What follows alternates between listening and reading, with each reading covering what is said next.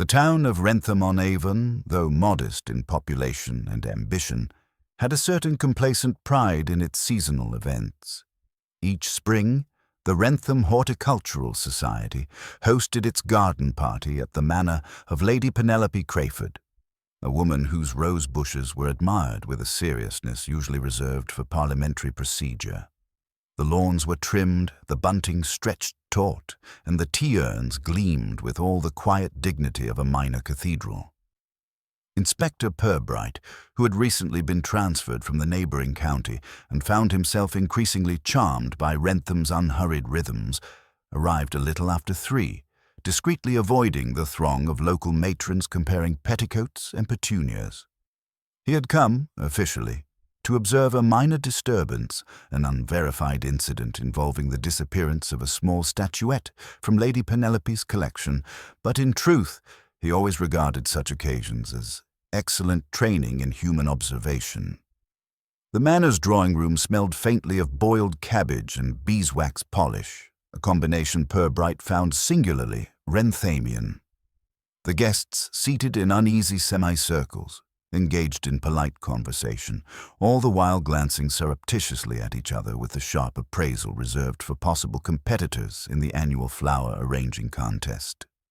"The last time someone absconded with Lady Penelope's figurine," whispered Mrs. Primrose Hawthorne, whose hats had their own social standing.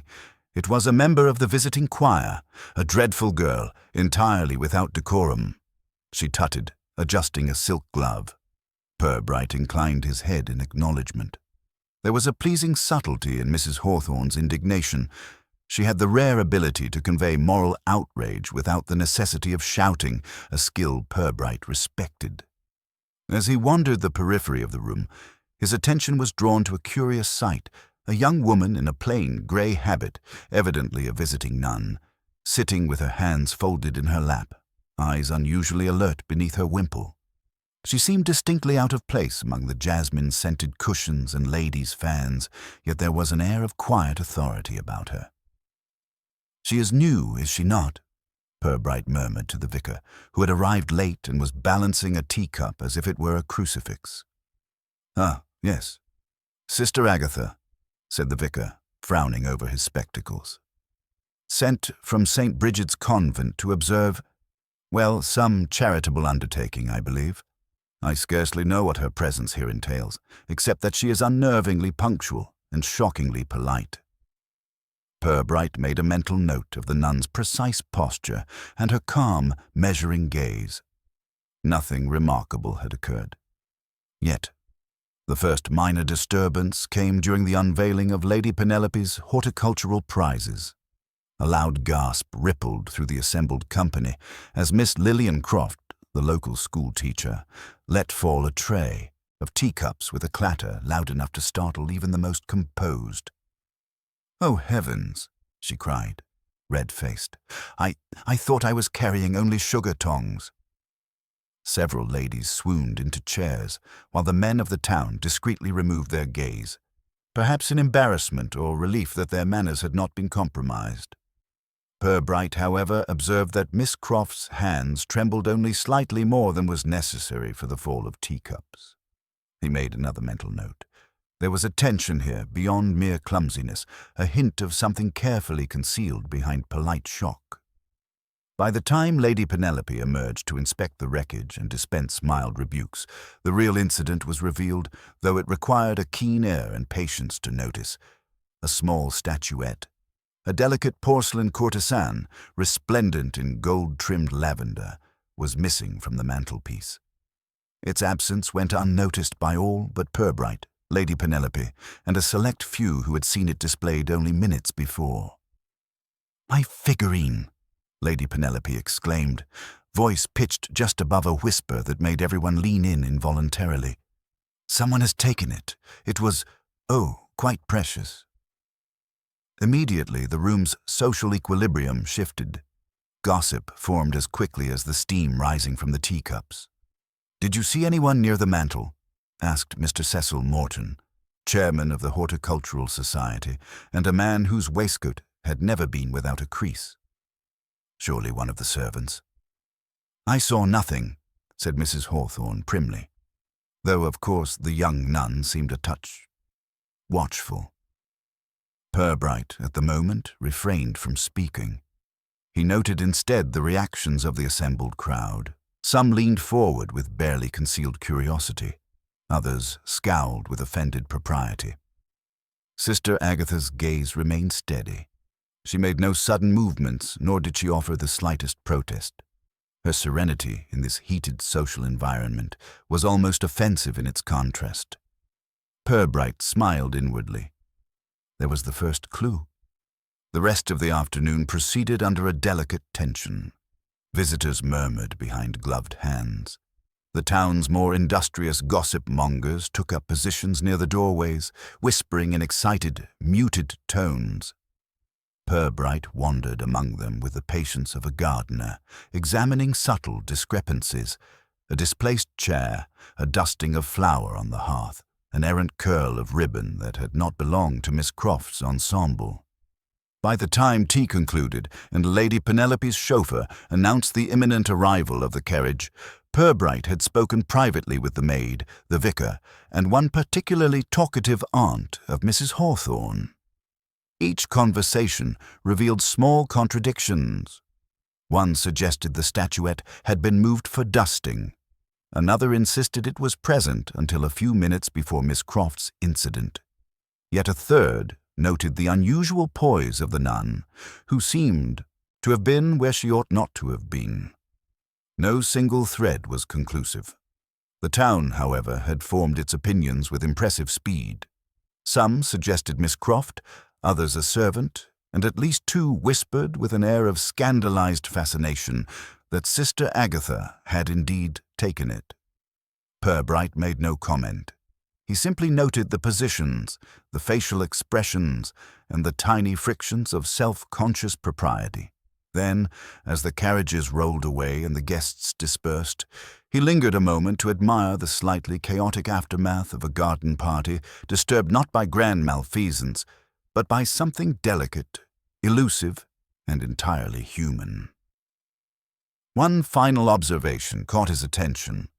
The small porcelain figurine had been missing from the mantelpiece, yet the surface beneath it bore a faint impression, not quite from dust, but a residue of some sort. Only a minute, a casual observer would have missed it entirely. To Purbright, this trivial detail seemed far more important than the town's immediate judgments. As he left the manor, notebook in hand, he reflected with quiet amusement on the unusual circumstances of his first Wrentham case. A stolen statuette, a trembling schoolteacher, a serene nun, and a town whose social machinery could turn the slightest disturbance into a minor scandal. It was, he thought, quite perfect, and he had no intention of announcing his suspicions, if any, until the time was exactly right. The next morning, Wrentham-on-Avon woke to a gentle drizzle, the kind that softened edges and made the town's neat brickwork glisten. Yet beneath the ordinary routine of milk deliveries, shop shutters, and the clatter of cobblestones, a subtle current of excitement coursed through the streets. The news of Lady Penelope's missing figurine had spread like a whisper, amplified by the town's collective imagination.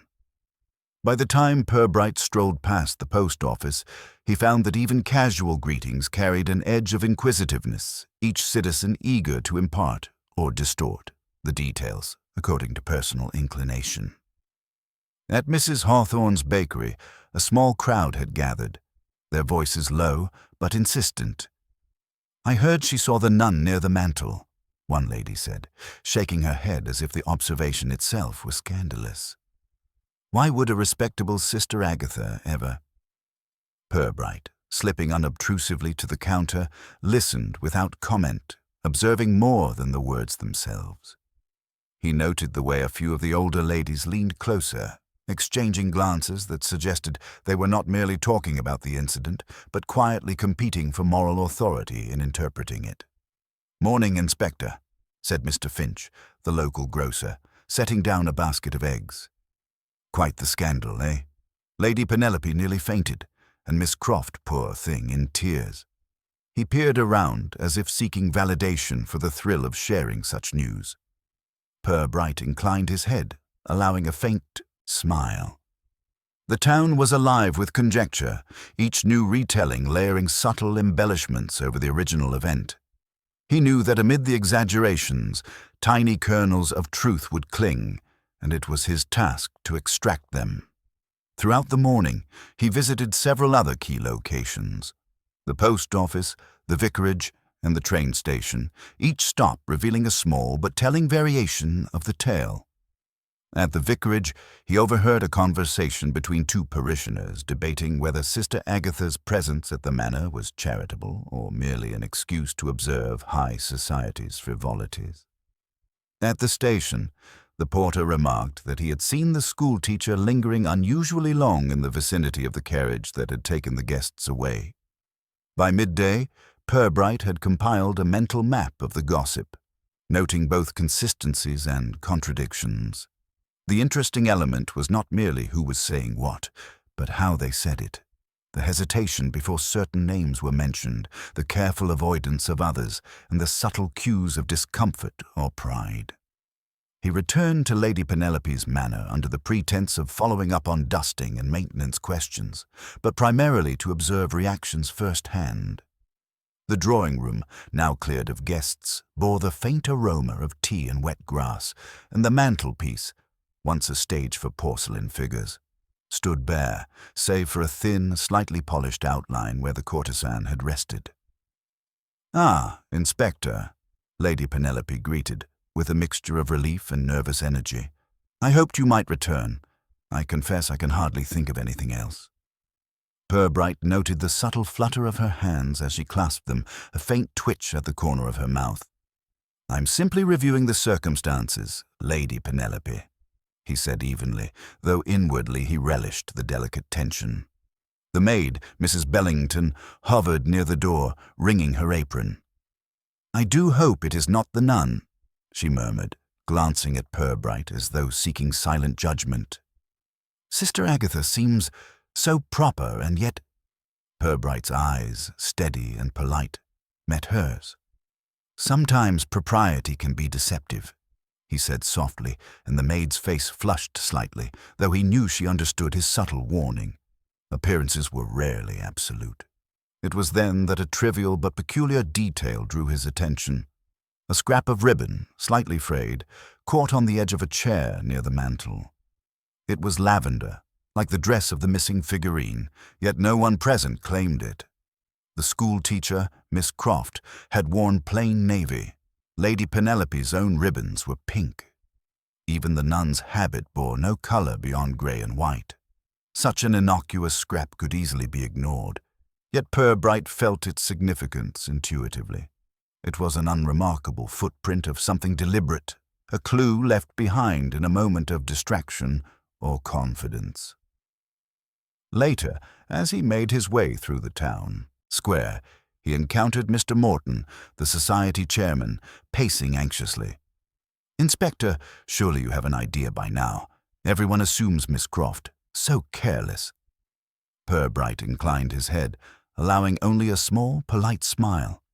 He had no intention of confirming or denying conjectures. What mattered were the small human inconsistencies, the timing of gestures, the angle of glances, the choice of words in half-recalled conversations.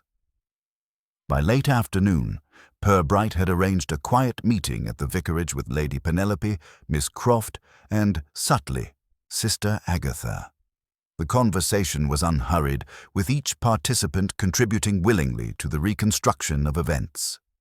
In his mind, Purbright was already testing the waters, observing who sought to dominate the narrative, who hesitated, and who interjected only when directly addressed. Sister Agatha remained composed, her responses brief but precise. Miss Croft's nervous energy contrasted sharply with the nun's calm, though it was tempered by sincere embarrassment rather than guile. Lady Penelope, predictably, oscillated between indignation and relief, her attention caught equally by social propriety and genuine concern for the statuette. The inspector left the vicarage that evening with nothing confirmed, yet everything observed. The town had reacted predictably. Gossip had flourished, and yet a single, delicate clue, The ribbon had quietly insinuated itself into his understanding. He knew that the unfolding story was not one of grand villainy, but of human nature, small misjudgments, quiet ambitions, and the polite concealments of ordinary people. As Purbright returned to his lodgings, he reflected on the interplay of observation and inference, of timing and motive. The statuette remained missing, yet it was not the object itself that mattered, but the human truths it revealed. Somewhere in Wrentham, the ordinary rhythms of society had been disrupted just slightly, and it was his task to trace the subtle distortions back to their source. He made no notes that night, choosing instead to review the day in memory, piecing together the sequence of reactions, overheard remarks, and small gestures. The next step, he knew, would be to allow the town to continue its conversations, letting social habits and tensions surface naturally. Only then could he begin to form a clearer picture of who had acted and why in this understated but telling theft. And as he extinguished the lamp, the gentle rain tapping against the window, Purbright allowed himself a quiet satisfaction.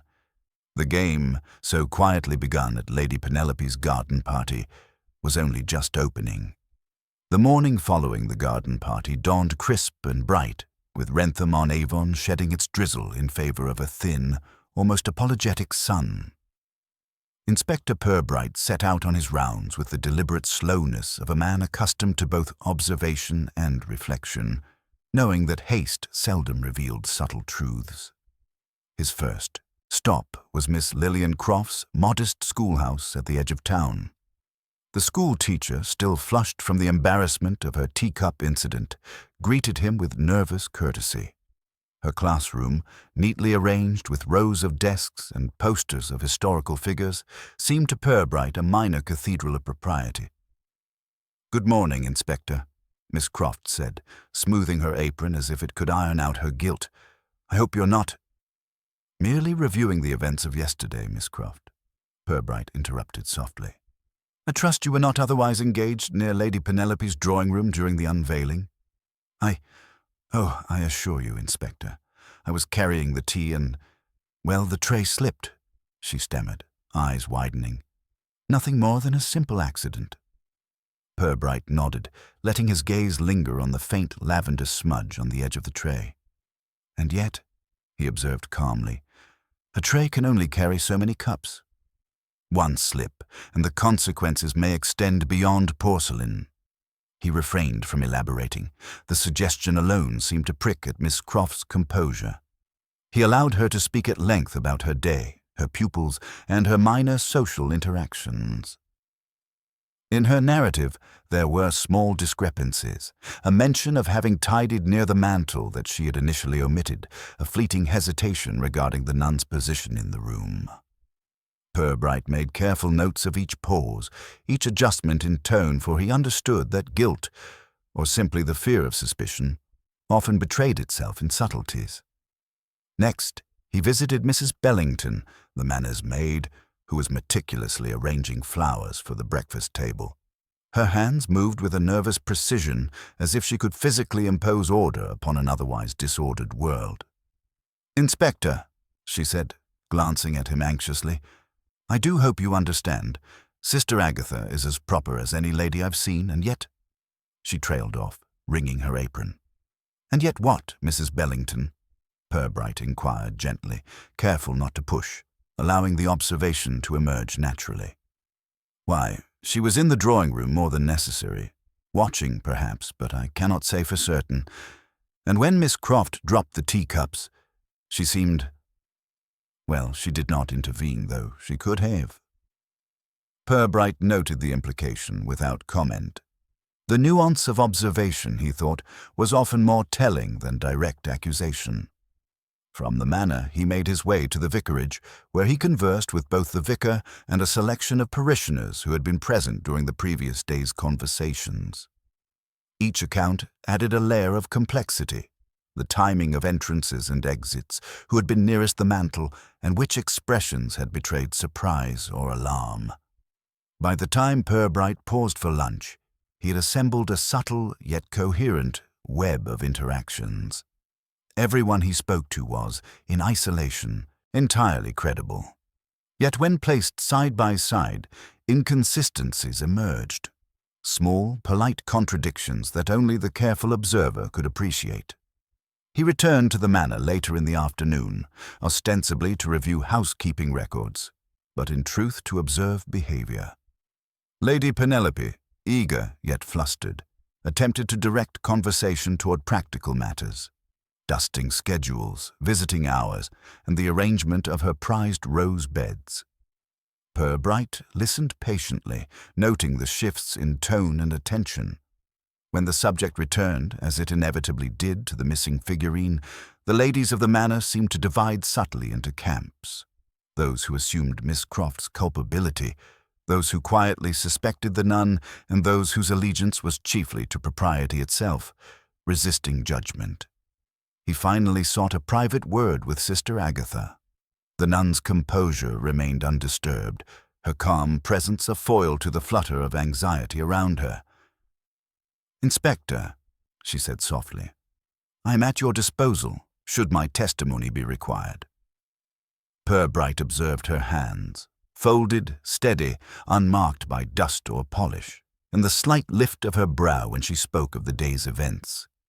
There was nothing in her demeanor to suggest duplicity, yet something about her precision struck him as deliberate. By evening, Purbright had constructed a preliminary map of observations and possible motives. Miss Croft's nervousness, Lady Penelope's attention to propriety, Mrs. Bellington's suspicion of Sister Agatha, all were threads woven into the fabric of the town's social life. And amid it all, the missing figurine, delicate and seemingly trivial, acted as a silent catalyst, revealing tensions otherwise concealed beneath civility and routine.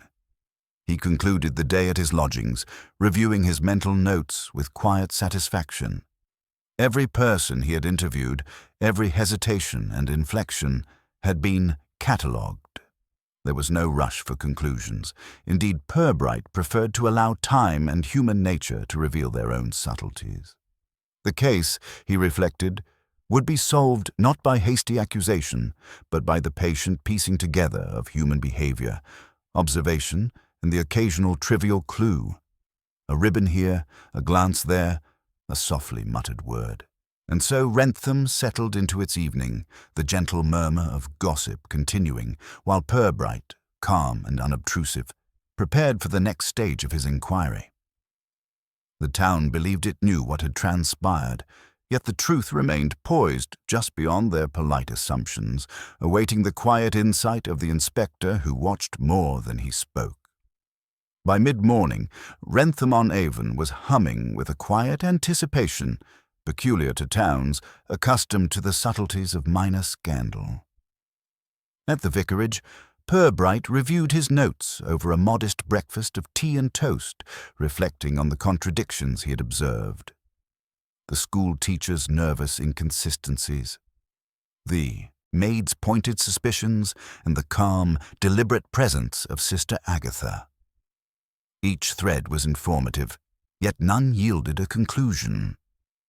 It was during a brief walk along the high street that the first outwardly plausible suspect surfaced, entirely in keeping with the town's desire for tidy resolutions. Miss Lillian Croft, though anxious and flustered, had been seen near the drawing-room at the critical moment. The local post mistress, who prided herself on observing everyone who passed through the town square, had remarked in no uncertain terms that Miss Croft lingered in a manner rather like one who anticipates opportunity. The town seized upon this detail with remarkable speed. By noon, gossip had elevated Miss Croft from an embarrassed school teacher to a figure of potential mischief. Even those previously reluctant to assign blame found it convenient to embrace her as a tidy scapegoat. Purbright, however, withheld judgment. He arranged a polite visit to the schoolhouse, ostensibly to discuss minor pedagogical concerns, though his true purpose was to observe Miss Croft's reaction in a less public environment. "Miss Croft," he began, seated on a stiff wooden chair in her tidy classroom, I wish to clarify the circumstances surrounding yesterday's unfortunate incident with the teacups." "Oh, Inspector," she said, clasping her hands tightly, "I cannot think why anyone would suspect me further. It was simply an accident, and I—" "Of course," Purbright interjected, his tone courteous yet firm. "And yet there was a moment when you were near the mantel. Could you describe precisely what you observed there?" Miss Croft hesitated, eyes flicking briefly to a map of Europe pinned to the wall. I saw Lady Penelope arranging some of her flowers, and the statuette. I noticed it was on the mantel, but I stepped back almost immediately. I did not touch it, I swear." Purbright listened carefully, noting the exact phrasing and the nervous cadence. The words were credible, yet the subtle avoidance of direct eye contact when mentioning the statuette caught his attention. "You have nothing to fear, Miss Croft," he added, his voice mild. "I am merely seeking the truth, not attempting to assign guilt prematurely. Accidents can appear suspicious if interpreted without context." She nodded, relief evident, though her shoulders remained tense. Purbright made no comment, only filed away the observations. Timing, posture, voice inflection, each a small, measurable clue. By afternoon, the town's consensus had solidified. At the post office and in the bakery, whispers concluded that Miss Croft must have inadvertently, or otherwise, taken the figurine. Mrs. Hawthorne, particularly insistent, declared over her teacup that if one cannot trust a school teacher, then who can we trust? Yet Purbright was not swayed. He visited the manor again under the pretext of reviewing housekeeping records, allowing him to observe Lady Penelope and Sister Agatha in a domestic setting. Lady Penelope, eager for resolution, pressed him politely. "Surely it was Miss Croft, Inspector." She was so near the statuette, and yet she did not intervene when it was necessary. Purbright nodded thoughtfully. "It is convenient to conclude so, Lady Penelope, and appearances are persuasive. Yet convenience is rarely proof." Sister Agatha, sitting quietly with hands folded, added nothing, though her calm composure seemed almost to challenge the town's assumptions. Purbright noted the deliberate steadiness of her hands, the unhurried movements, and the precise clarity of her gaze. While outwardly serene, the nun's exactness was not yet a mark of guilt. It was merely an observation. The inspector then spent time quietly cataloguing minor but telling details. A faint smudge of lavender dust on the hearth, the unusual positioning of the teacups, and a slight fray in a ribbon near the mantel.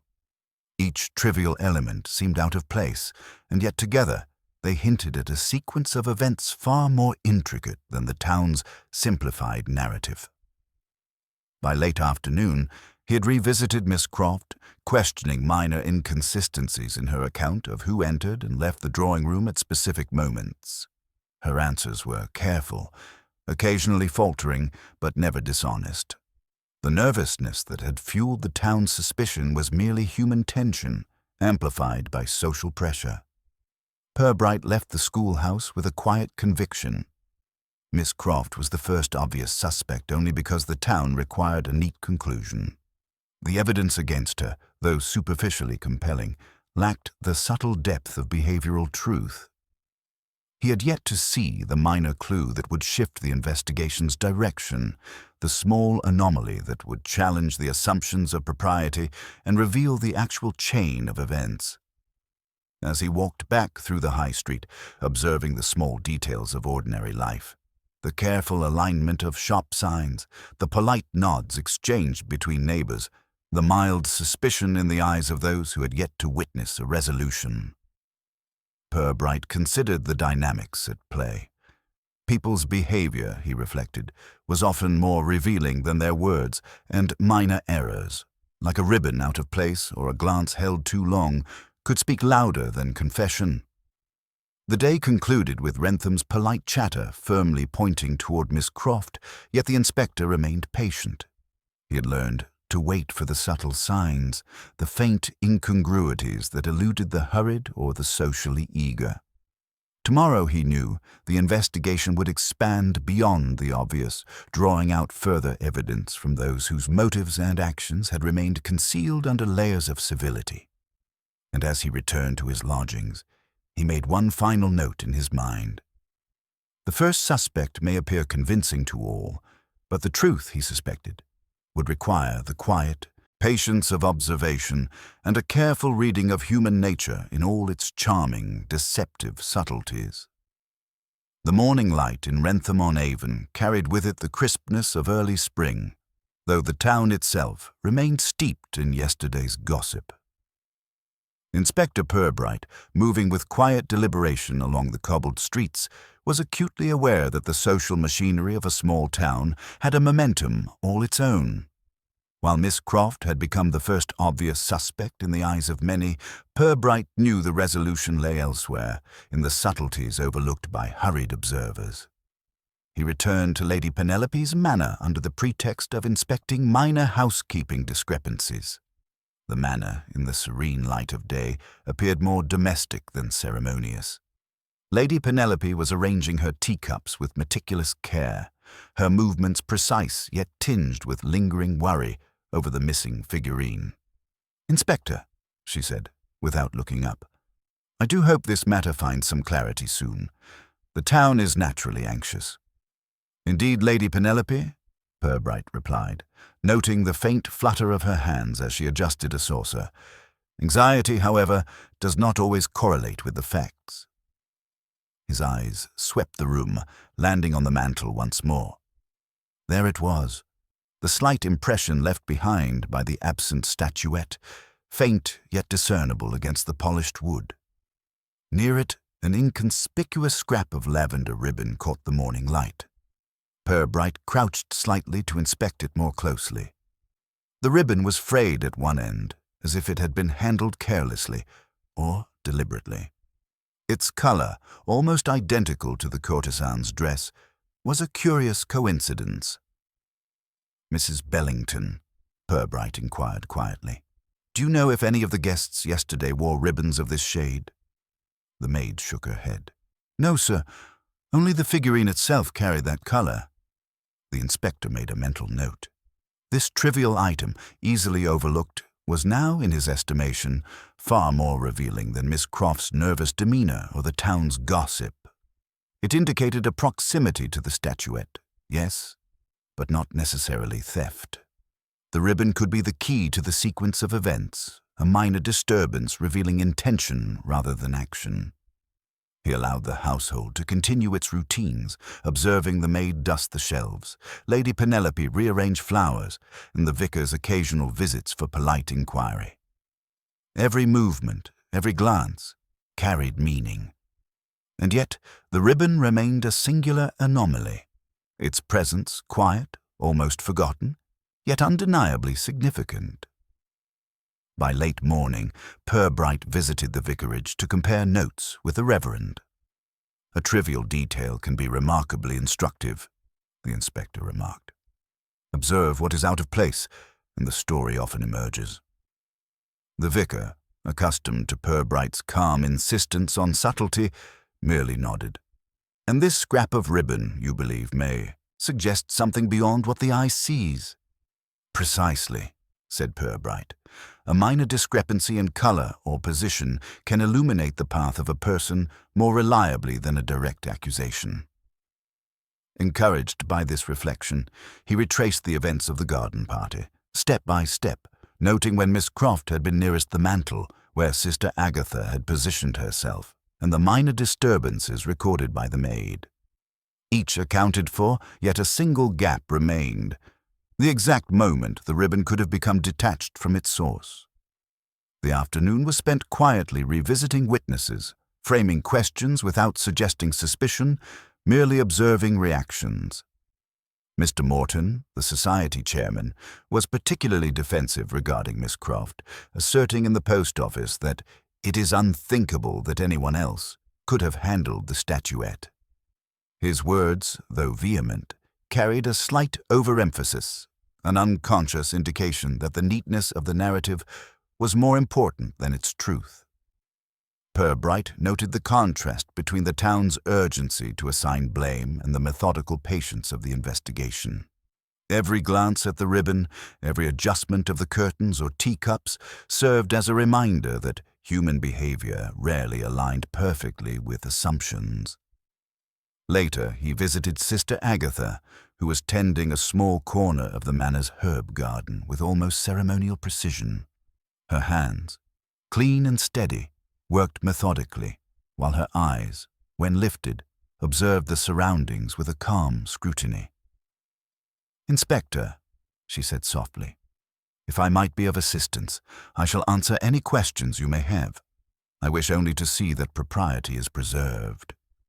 "You are already providing it, Sister Agatha," Purbright replied, allowing a slight smile. "And yet, propriety is not always synonymous with innocence. Sometimes it masks more than it reveals." Her response was a gentle nod, but he detected a subtle quiver in the corner of her mouth. Too slight to signify guilt, but enough to register. He noted the timing of her glances, the careful way she avoided disturbing any items near the mantel, and the faint crease in her habit as she shifted weight from one foot to the other. By evening, Purbright had gathered enough to conclude that the investigation's direction was about to shift. The trivial detail of the ribbon, combined with behavioral observations across the manor, suggested that the first suspect, the nervous schoolteacher, was an artifact of social expectation rather than factual evidence. Another presence, subtle yet commanding, seemed increasingly connected to the anomalies he had recorded. He retired to his lodgings, pondering the minor but odd detail that had so quietly insinuated itself into the sequence of events. The ribbon, a fragment almost invisible, now carried significance far beyond its size. It was the first tangible clue pointing not to the obvious, but to the overlooked, the small deviation from routine that, when interpreted correctly, would illuminate the truth. As Rentham settled into the evening hush, the inspector allowed himself a rare moment of satisfaction. The town remained preoccupied with gossip. Miss Croft was still the focus of speculation, and Sister Agatha retained her serene composure. Yet Purbright, patiently observing the interplay of human behavior, knew that the investigation had just entered its most revealing phase. The trivial but odd detail, the ribbon, was the key that would eventually unlock the mystery of the missing Courtesan statuette. Rentham-on-Avon had returned to its usual rhythm by the following morning, yet the missing statuette continued to ripple quietly through the social fabric. Inspector Purbright, ever aware of the delicate interplay between appearances and reality, moved deliberately through the town, allowing the everyday bustle to reveal truths otherwise unnoticed. His first visit was to the railway buffet, a small but bustling hub where townsfolk exchanged news as readily as sandwiches. Here he encountered Mrs. Hawthorne, clutching her handbag with an air of authority, and Mr. Finch, the grocer, who had taken it upon himself to narrate the garden party's events in meticulous, though occasionally exaggerated, detail. "I tell you, Inspector," Mrs. Hawthorne said, balancing a teacup while imparting her version of Miss Croft's behavior. There was something almost theatrical in the way she stood by the mantel. One would think she anticipated, well, the accident with the teacups. Purbright listened, noting both the embellishment and the slight pause before the word accident, an unconscious signal of curiosity tinged with suspicion. "Indeed," he said calmly, "the interpretation of behavior can often exaggerate small gestures into apparent significance. The human eye is prone to overstatement." Across the counter, a young clerk interjected, mentioning that he had seen Lady Penelope's nephew, Harold Crayford, loitering near the manor during the garden party. Purbright's attention sharpened. Harold, a young man known for idle curiosity and occasional charm, had not previously appeared in the investigation. Though the mention was casual, it suggested a potential thread worth examining. By mid-morning, Purbright made a series of quiet calls, arranging brief interviews with several townspeople whose movements intersected with the manor. A painter who had delivered a commissioned portrait, the local chemist who occasionally tidied Lady Penelope's greenhouse, and the chauffeur whose schedule placed him near the drawing room at crucial times. Each added a small detail, often contradictory, that further complicated the tidy narrative the town had adopted. He returned to the manor, ostensibly to review housekeeping records once more, but primarily to observe human behavior in context. Sister Agatha remained composed. Her posture immaculate, hands folded in the same deliberate manner. Yet Purbright noticed subtleties, the way her gaze lingered for a moment longer than necessary on the mantel, the slight tightening of her lips as she dusted near the absent figurine's spot. Meanwhile, Lady Penelope, increasingly anxious, sought to involve the vicar and other acquaintances in assessing who might have handled the statuette. "Surely someone must have seen something," she said, as if her own anxiety could summon evidence. Purbright, noting the proliferation of conjecture, focused instead on the small and easily overlooked. A scuff on the rug near the fireplace, a smudge of dust along the windowsill, the faint scent of lavender carried on a draught from an open window. These were the markers of human presence and activity, far more reliable than hurried accusations or socially convenient assumptions. By afternoon, he expanded his inquiries to include the lesser-noticed town residents, the librarian who had glimpsed Miss Croft heading toward the manor earlier than stated, the postman who remembered seeing Harold Crayford entering the garden, and Mrs. Bellington's cousin who had been summoned to assist with flower arrangements and mentioned a curious shadow near the mantel. Each account, while minor on its own, began to form a pattern. Miss Croft's nervousness no longer seemed suspicious in isolation, but the movements of Sister Agatha and the presence of Harold Crayford introduced new variables. The trivial detail of the lavender ribbon, combined with these observations, hinted that the true sequence of events might differ significantly from the town's tidy narrative. Purbright spent the late afternoon walking the gardens, observing angles of sunlight and shadow, the placement of chairs and flower pots, the minor indentations in the lawn. Every minute detail contributed to his growing understanding, the flow of movement, the positioning of witnesses, and the interplay of observation and perception. Returning to the drawing room once more, he took note of how each person's recollection differed subtly from another's. Where Mrs. Hawthorne had seen anticipation, the chauffeur reported only curiosity.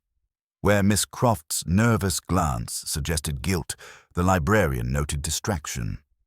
Such contrasts, rather than frustrating him, served as guides toward the truth. Human memory and perception were rarely aligned, yet careful observation revealed patterns beneath the inconsistencies. By evening, Purbright had gathered sufficient detail to anticipate the next stage of the investigation. He understood the town's desire for simplicity, yet he was now prepared to follow the trail of minor anomalies. Subtle gestures, overlooked items, and quiet tensions toward a revelation that no one yet suspected. The field had expanded. The investigation was no longer confined to the first obvious suspect, nor to the immediate household. Human behavior, intricate and unpredictable, had begun to delineate the contours of the mystery. As Wrentham settled into a calm dusk, Purbright reflected on the day's observations. The town had its first suspect, gossip thrived, and propriety was being rigorously defended. Yet beneath this polite exterior, he had begun to discern the delicate distortions of movement and attention that would ultimately reveal the truth. The missing statuette remained unclaimed, the ribbon remained where it had fallen, and the town believed the mystery nearly solved. Purbright, however, knew better. The truth, he suspected, lay just beyond the surface of appearances, waiting to be coaxed into clarity by patience, careful observation, and the subtle interrogation of human habits. Wrentham on Avon awoke to a quiet drizzle that blurred the edges of the town's neat brickwork, lending an almost contemplative air to the morning. Inspector Purbright, however, felt no need for sentimentality. The day promised to reveal subtleties that gossip alone could never disclose. Shortly after breakfast, he received an urgent message from Lady Penelope. The statuette had been found, but not where anyone expected. It rested atop the small bookcase in the manor's library, a room rarely entered by anyone but Lady Penelope herself. The discovery introduced a twist that unsettled the neat narrative the town had adopted. Miss Croft was no longer the obvious suspect in public opinion, yet the circumstances remained puzzling. Purbright arrived promptly, noting Lady Penelope's anxious pacing and the faint flush on her cheeks. Mrs. Bellington hovered nearby, clasping her apron as if its fabric could provide reassurance. Sister Agatha, ever composed, had been summoned to confirm the discovery and offered no immediate commentary. "Inspector," Lady Penelope exclaimed, "how could it have moved?" "The library is scarcely used. Hardly anyone goes there." Purbright inclined his head, polite yet unshaken. "Movement, Lady Penelope, can arise from intention, accident, or distraction. Our task is to determine which applies." He approached the bookcase, observing the statuette's position, the surrounding dust undisturbed except for a faint smudge along the top shelf. The lavender ribbon lay nearby, a silent witness to a sequence of events not yet fully understood. He questioned Mrs. Bellington first. "Did you or anyone else enter the library yesterday?" "Only to dust the lower shelves, sir," she replied quickly. "I assure you I did not touch the figurine." Sister Agatha's calm voice entered the conversation. "I have not entered this room, Inspector, nor have I encouraged anyone to disturb the items within." Purbright noted the precision in her statement, the clarity of timing, and the careful wording. Each element was deliberately chosen, yet subtle micro-expressions, the slight narrowing of eyes, the minuscule tightening of lips, hinted at observation, if not action. He then inquired with Miss Croft and Harold Crayford, who had arrived at the manor ostensibly to offer assistance. Both provided accounts that aligned with prior statements, though the young gentleman's recollection contained minor discrepancies regarding his path through the corridors. His eyes occasionally flickered toward the ribbon, almost as if gauging Purbright's response. The second incident, the relocation of the statuette, altered the dynamics of suspicion. The first obvious suspect, Miss Croft, seemed increasingly peripheral. Harold Crayford, previously unremarkable, now occupied a position of quiet interest. The ribbon, still lavender and frayed, remained the single trivial detail connecting multiple observations. Purbright spent the afternoon retracing the movements within the manor.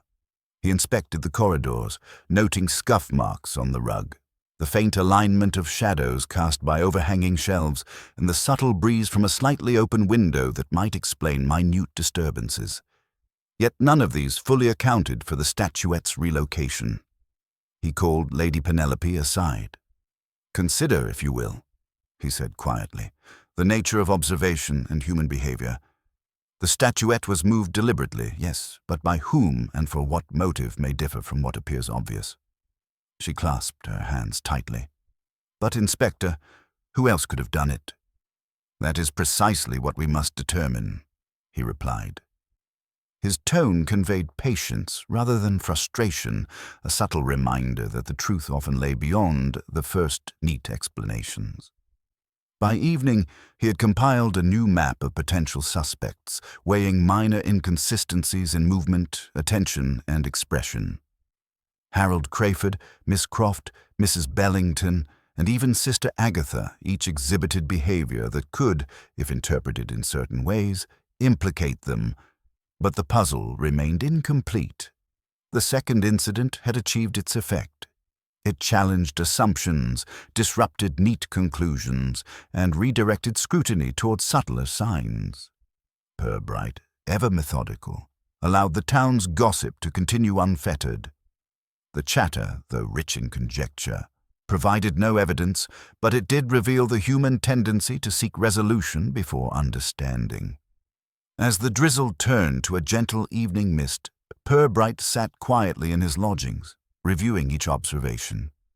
He considered the minor but telling details, The lavender ribbon, the precise phrasing of responses, the timing of entrances and exits, all hinted at deliberate tension, small deviations from routine, and the quiet orchestration of human behavior. The day had yielded no confession, no dramatic revelation, yet Purbright felt that the path forward had been illuminated by the incident in the library. The mystery had deepened, and the subtle interplay of motive, opportunity, and human observation had grown increasingly complex. Tomorrow, he would begin to engage in private reflections, assessing the character and habits of each person involved, preparing for a test that would unsettle the guilty party and bring the truth into focus. For now, the town returned to its routine, unaware that the course of events had shifted in ways that only a patient observer could discern. The following morning, Wrentham-on-Avon greeted the world with an unremarkable serenity. Shops opened punctually. The milk float rattled past neatly trimmed hedges, and the occasional whistle of a train punctuated the rhythm of the town.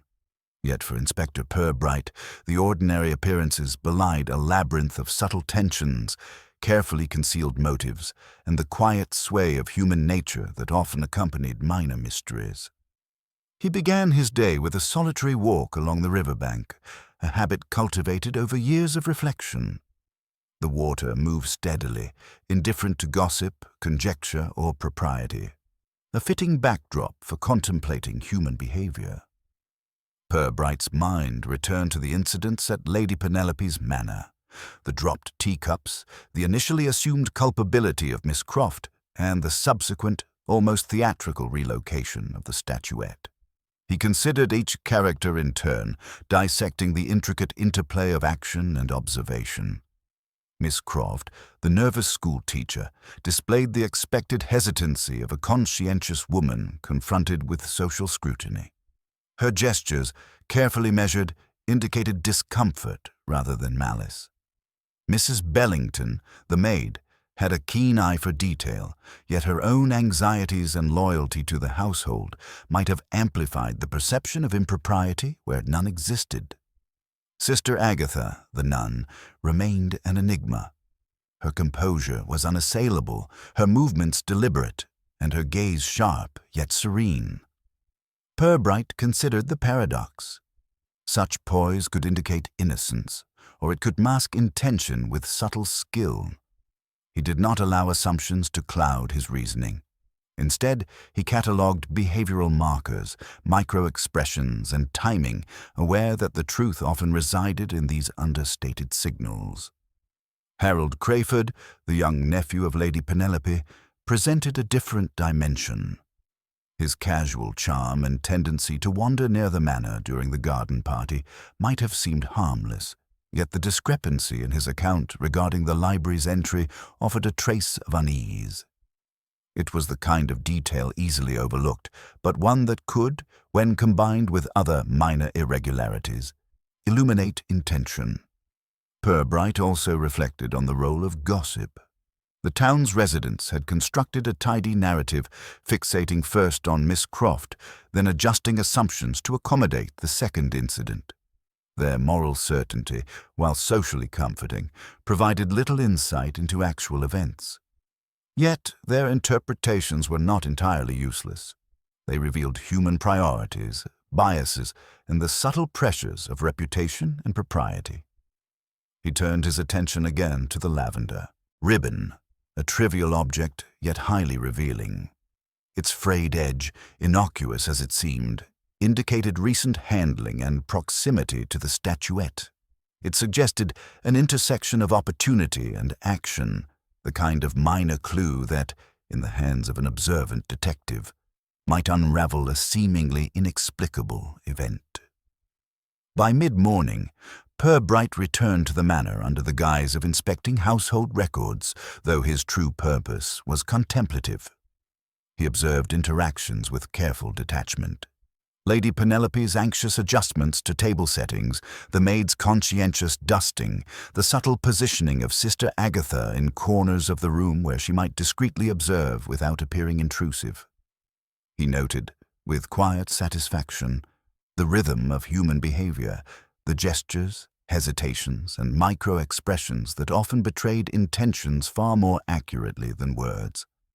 Conversations were catalogued internally, contradictions remembered, and moments of unguarded movement logged with meticulous care. Purbright reflected upon the philosophical dimensions of his observations. Human actions were rarely straightforward. They were layered with social expectation, desire for propriety, and the innate impulse to conceal embarrassment or error. The missing statuette, trivial as it was, acted as a catalyst for revealing these patterns. By evening, he had composed a mental framework for the next stage of his investigation. It would involve a subtle test, a polite but deliberate question or staged observation designed to elicit unconsciously revealing behavior. Patience, he understood, was the instrument of revelation. Haste, the enemy. As he returned to his lodgings, Purbright felt the familiar calm of preparation. The town, bustling yet oblivious to the finer details, continued its routines. Neighbors exchanged pleasantries, shopkeepers arranged wares, and children chased one another along the pavements. Yet beneath this veneer of normality, the threads of human behavior were taut, waiting for the careful eye to discern their pattern. He sat by the window, reviewing the sequence of events once more.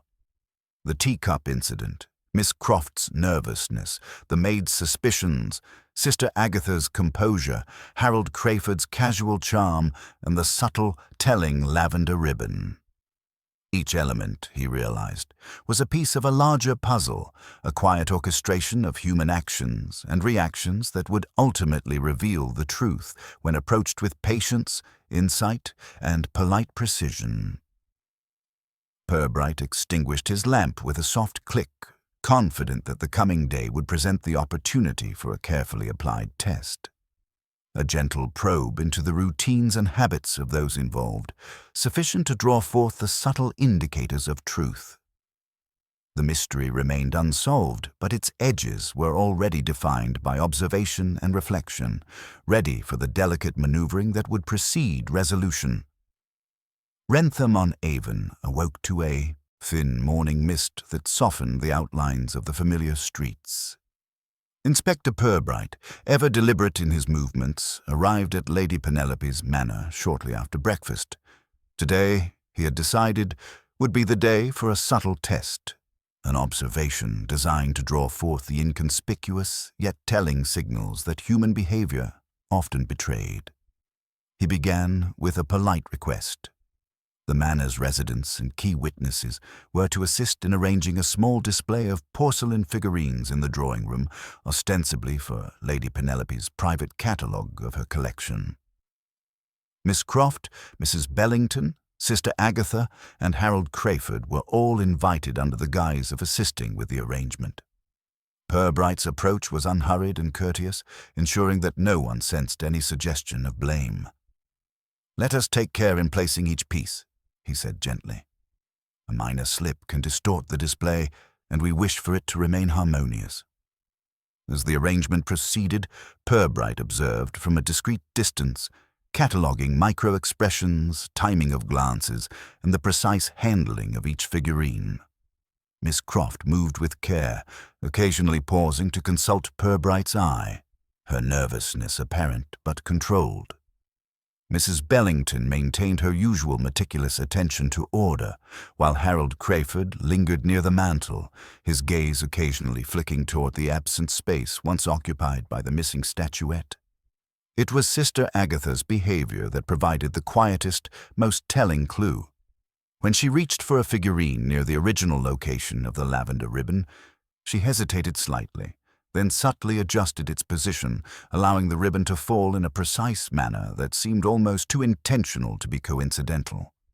Her hands, steady and composed, performed a careful choreography that revealed familiarity with both the object and its previous placement. Purbright's mind catalogued every detail.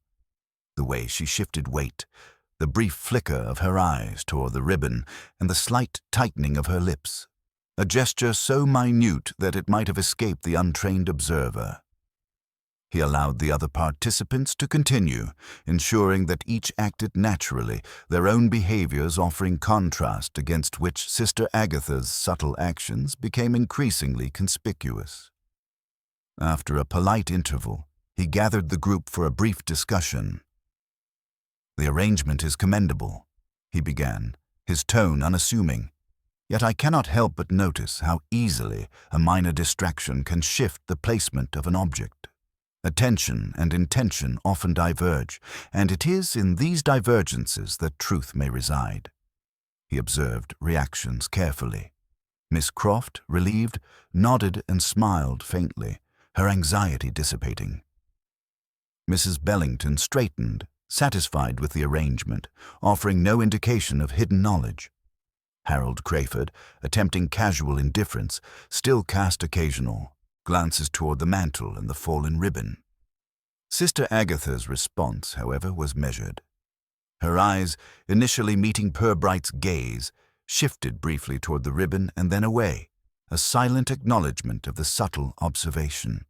There was no overt confession, no dramatic reveal, only the slight yet unmistakable sign that she recognized the significance of the ribbon and its connection to the statuette's movements.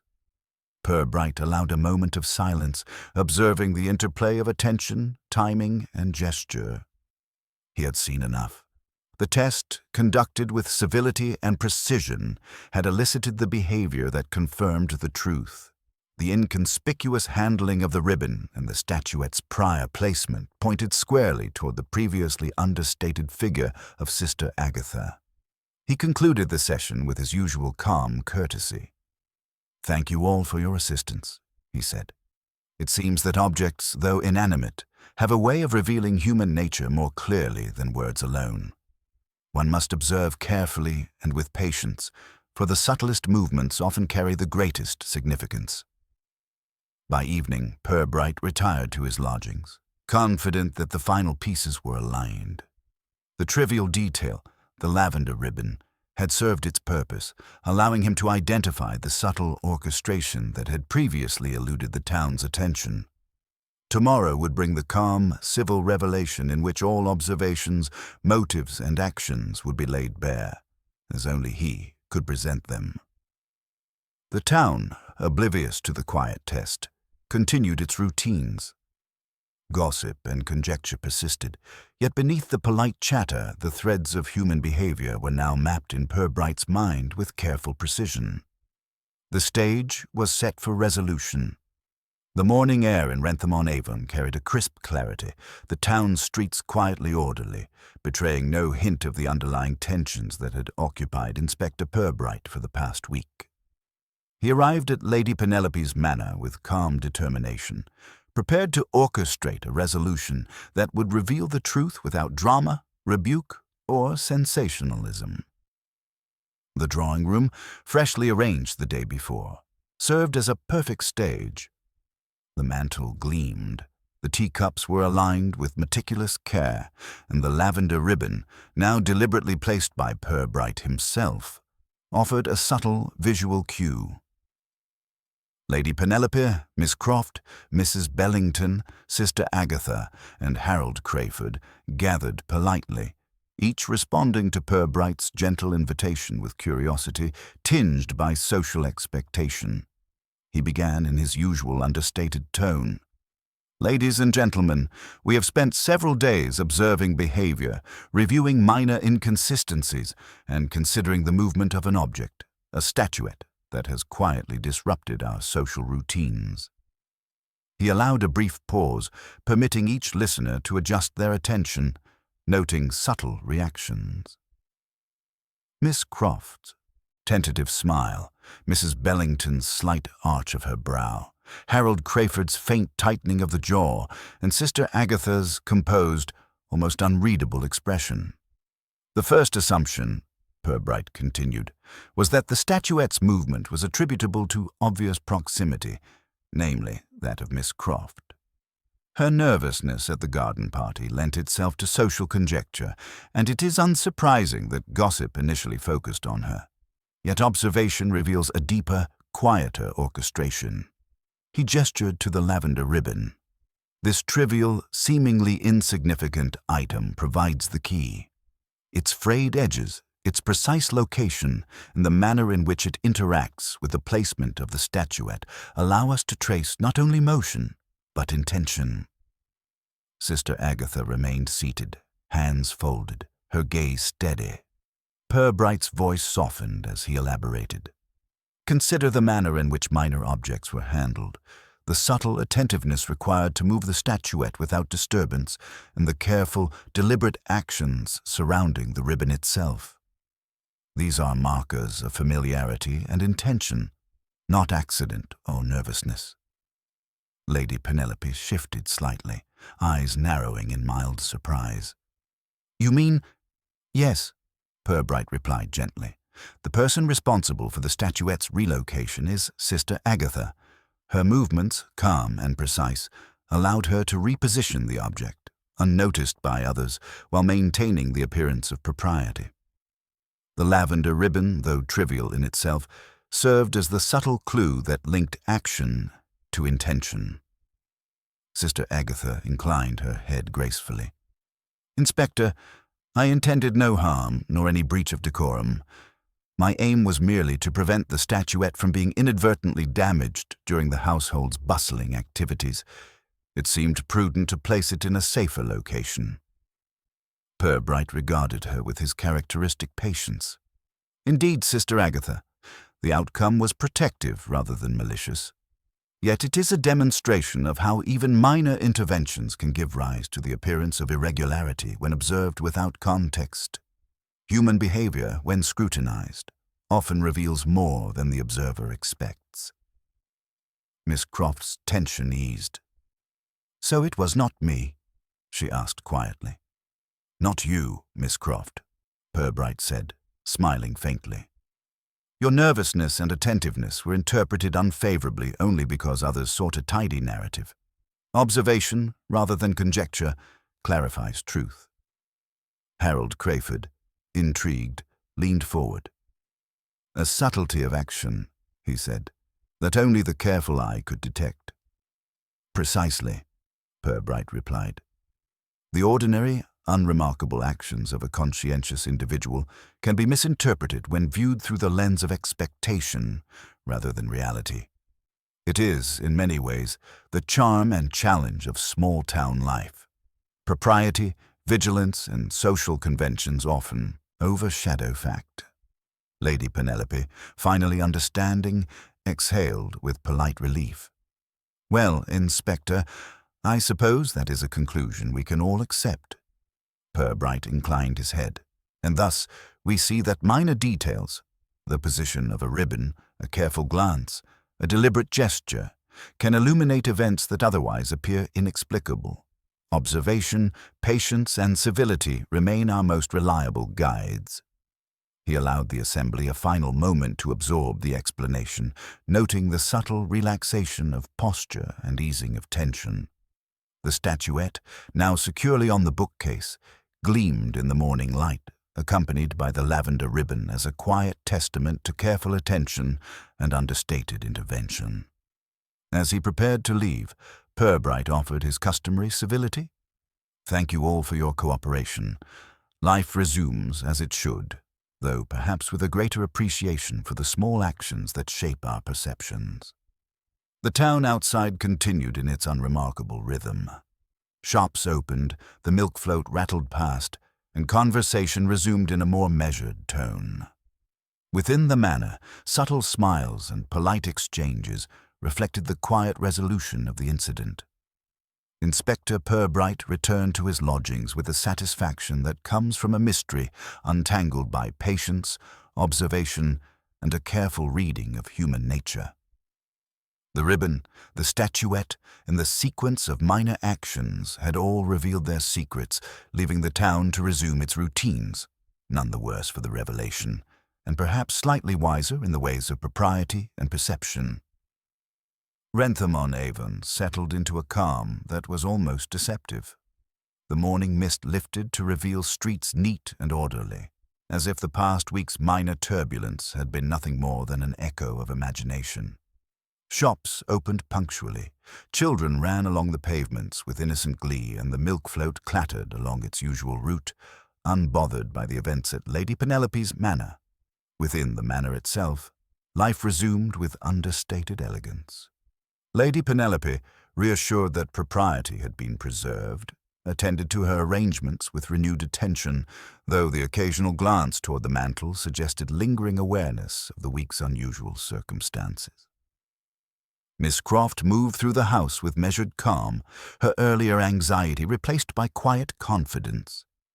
Mrs. Bellington, faithful and meticulous, continued her duties, arranging and dusting with a sense of satisfaction that all had returned to order.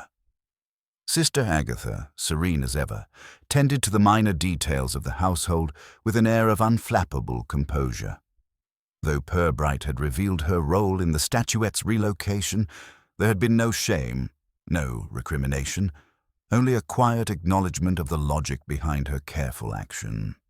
It was a reminder that the town's surface politeness often concealed subtler currents of intention, propriety, and discretion. Harold Crayford, meanwhile, maintained a polite distance, observing the household's rhythms with interest. He had learned, perhaps, that small details often carried more significance than broad assumptions, and that the actions of others, though appearing inconsequential, could shape perception in ways both subtle and profound.